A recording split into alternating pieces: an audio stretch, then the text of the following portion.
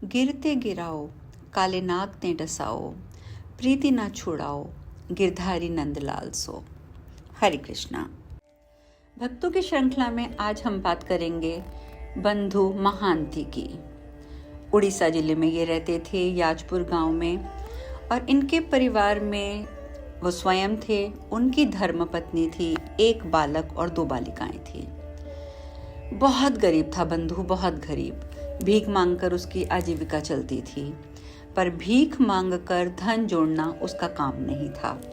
जो मिलता था उससे वह खाने योग्य अन्न लेता, उसी अन्न से अतिथि सेवा होती, और यदि कुछ नहीं मिलता तो सारा परिवार हरि का नाम लेकर उपवास रख लेता। बाहर से देखने पर बंधु परिवार की स्थिति बड़ी कष्ट प्रतीत होती थी, परंतु उनके हृदय में क्लेश लेश मात्र भी नहीं था। क्यों नहीं था?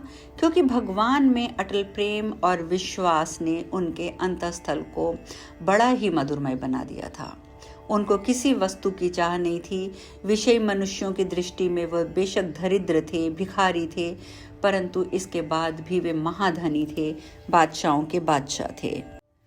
एक बार उड़ीसा राज्य में भयंकर अकाल पड़ा। चारों ओर हाहाकार मच गया। 3 दिन हो गए बंधु परिवार को एक दाना कण का अन्न का नसीब नहीं हुआ। बच्चों की बिलबिलाहट से माता का हृदय रोने लग गया। उन्होंने अपने पति से कहा, स्वामी, मेरे पिता के घर में तो कोई नहीं है जिससे सहायता मिल सके, परंतु क्या तुम्हारा कोई भाई बंधु ऐसा है जो इस समय हमारी सहायता कर सके? यह सुनकर बंधु ने उत्तर दिया, प्रिय, मेरा तो इस जगत में कोई भी आत्मीय स्वजन है ही नहीं। हाँ, एक हृदय के मित्र हैं। मेरे उन बंधु का नाम है दीन बंधु। वे हम सब सरीखे दिनों के से बड़ा प्रेम करते हैं, लेकिन वो रहते बहुत दूर हैं, और अगर यदि हम उनसे मिलने जाएंगे तो हमें 5 दिन की यात्रा करनी पड़ेगी। परंतु पति की बात सुनकर पत्नी को सुख मिला। उसने कहा, नाथ, 5 दिनों का ही तो पथ है, चलिए हम दीन बंधु के दरबार में चलते हैं, उनसे अपनी व्यथा कहते हैं। बंधु ने मुस्कुराकर इशारे से हाँ कर दिया। कोई आत्मीय तो वो नहीं थे, वो तो भगवान की बात कर रहे थे। बंधु मन ही मन भगवान से प्रार्थना करने लगे, प्रभु, आपका प्रेम मुझे खींचे लिए जा रहा है। बहुत दिनों से आपके चरणों की अभिलाषा थी। आज इस अकाल रूपी मित्र की सहायता से मेरी ये इच्छा पूर्ण होने वाली है। बस नाथ, आशीर्वाद दीजिए कि वंदित चरणों के दर्शन कर सकूं। बंधु परिवार सहित परम प्रिय मित्र से मिलने के लिए चल दिए। रास्ते में कहीं अन्न तो नहीं मिला, लेकिन हाँ, रास्ते में उगे हुए साग पात आदि खाकर उन्होंने काम चलाया। और बंधु को तो भूख प्यास की खबर ही नहीं थी। वह तो बस हरि दर्शन के भूखे थे, हरि दर्शन की प्यास में आगे बढ़ते जा रहे थे। बस वह तो इतना चाहते थे कि किसी तरीके से मैं दौड़ लगाऊं, 5 दिन बीत जाएं और मैं अपने परिवार सहित पुरुषोत्तम क्षेत्र पुरी में पहुंचूं। और अंततः 5 दिनों में वे वहां पहुंच गए। मंदिर में दूर से ही दर्शन किए गदगद हो गए और देखा कि वहां तो बहुत बहुत बहुत लोग खड़े हैं दर्शनार्थ। मन ही मन वो बोले, देखो, मेरे प्यारे दीन बंधु का मंदिर दिखाई पड़ता है, कितना सुंदर है।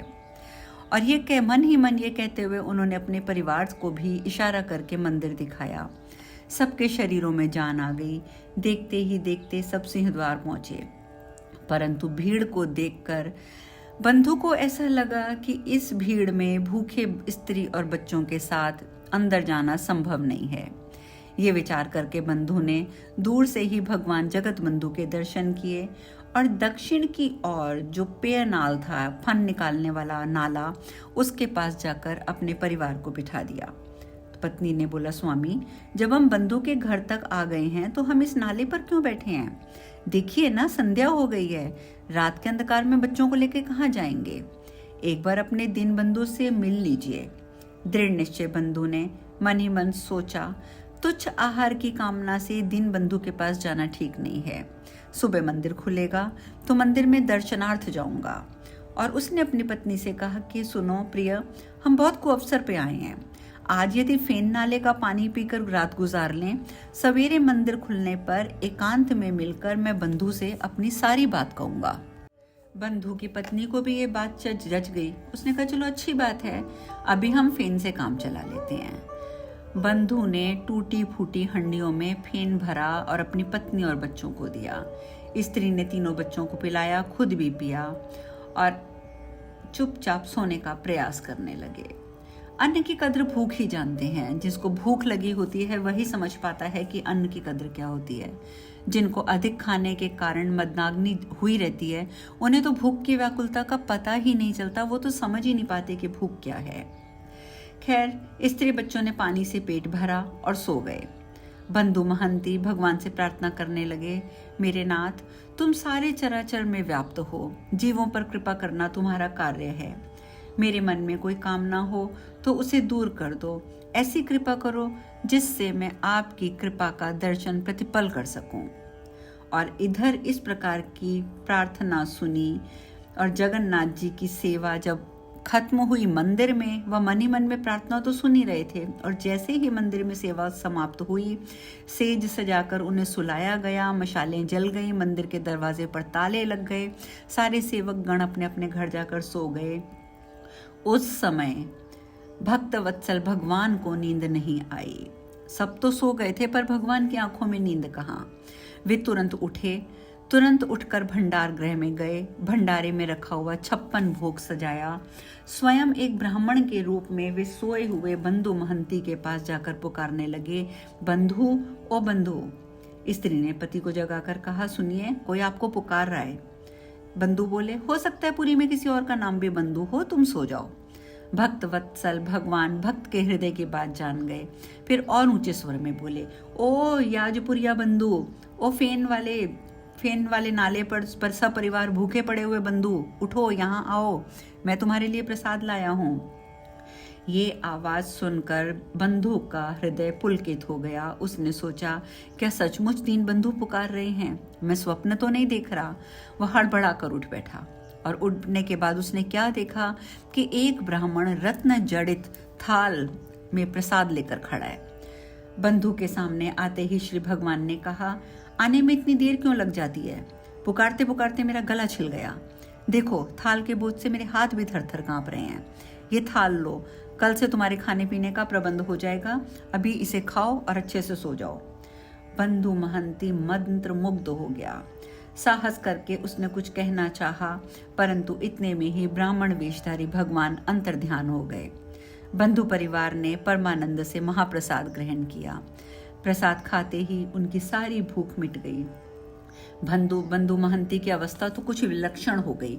कभी थाल को हृदय से लगाता, कभी मस्तक से लगाता और अंततः आनंद में डूबकर वह थाल पर ही सिर रखकर सो गया। अब वह तो सो गया और प्रातःकाल हो गया, और प्रातःकाल जब मंदिर का दरवाजा खुला तो देखा गया कि रत्न जड़ित थाल जो प्रसाद का था वह तो मंदिर में है ही नहीं। हो हल्ला मच गया। ढूंढते ढूंढते ढूंढते ढूंढते लोग फेन वाले नाले के पास आए तो देखा बंधु थाल पर सिर रखकर सो रहा है। पकड़ो पकड़ो की पुकार मच गई। बताने का अवसर भी नहीं मिला। बंधु पर गालियों और थप्पड़ों की बौछार होने लगी, पर बंधु अटल रूप से गोविंद गोविंद पुकारते रहे। कोतवाल के सम्मुख ले जाने पर उसने पूछा तो बंधु ने रात की सारी घटना सच सच बता दी। परंतु हम इंसानों में इतनी बुद्धि कहाँ जो भक्ति को समझ सकते, इसीलिए कोतवाल और वहां उपस्थित किसी ने भी इस बात पर विश्वास नहीं किया। बंधु के परिवार को कैद खाने में डाल दिया गया और बंधु मन ही मन सोचने लगा कि ये मेरे किसी पाप कर्म का फल है, और बोला, नाथ, चाहे कुछ भी हो जाए, मेरे मन में बस तुम्हारा स्मरण बना रहे। गिरते गिराओ, काले नाग से डसाओ, प्रीति ना छुड़ाओ, गिरधारी नंदलाल सो। जो कुछ हो सो केवल एक तुम ही हो, मैं तो केवल एक तुम्हें ही जानता हूँ। बंधु तो सपरिवार था जेल में। जगन्नाथ को भक्त की चिंता हुई। उन्हें आज ही सारी व्यवस्था करनी थी, वह कह कर आए थे। वहां का राजा था राजा प्रताप रुद्र, और वो अपने महल में सोया हुआ था। परंतु अच्छी बात यह थी कि वह राजा स्वयं भी भक्त था। भगवान ने उन्हें स्वप्न में दर्शन दिया और कहा कि राजन, मेरी आज्ञा सुनो। मेरा भक्त 5 दिन की यात्रा करके भूख से तड़पता हुआ तुम्हारे नगर में आया। उसका सत्कार होना चाहिए था, परंतु उसे किसी ने पूछा तक नहीं। वह भूखा पड़ा रहा। तब मैंने स्वयं अपने रत्न थाल में प्रसाद रखकर उसे दिया। रत्न थाल तो मेरा था ना, उसमें तुम्हारा क्या जा रहा था, या तुम्हारे राज्य का क्या जा रहा था। अब यदि तुम अपना भला चाहते हो तो अभी जाकर उसे मुक्त करो, पूरे सम्मान के साथ उसके रहने खाने का सारा प्रबंध करो, मंदिर के हिसाब रक्षक के पद पर उसकी नियुक्ति कर दो। और ये सब कहकर भगवान वहां से अंतर्ध्यान हो गए। राजा हड़बड़ाकर उठा, उसी समय घोड़ा मंगाया और सीधे पुरी के कारागार में पहुंचा। वहां जाकर देखा तो स्वप्न की बात रत्ती रत्ती सच थी। उसने स्वयं अपने हाथ से बंधु की बेड़ियां खोली, पैर पकड़ लिए, बंधु से क्षमा मांगी। भक्त सच्चे विनय होती हैं, दूसरों का दुख नहीं देख पाते हैं।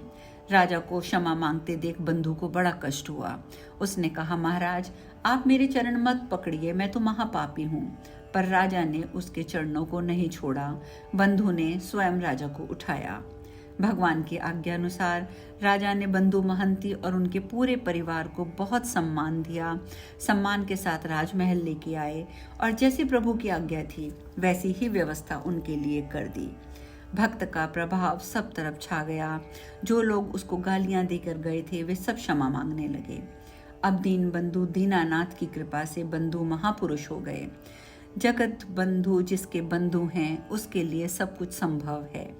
आज भी जगन्नाथ जी के मंदिर में आय व्यय का हिसाब श्री बंधु महंती के वंशज ही कर रहे हैं। ये थी हमारे एक और भक्त की कथा। हरे कृष्णा।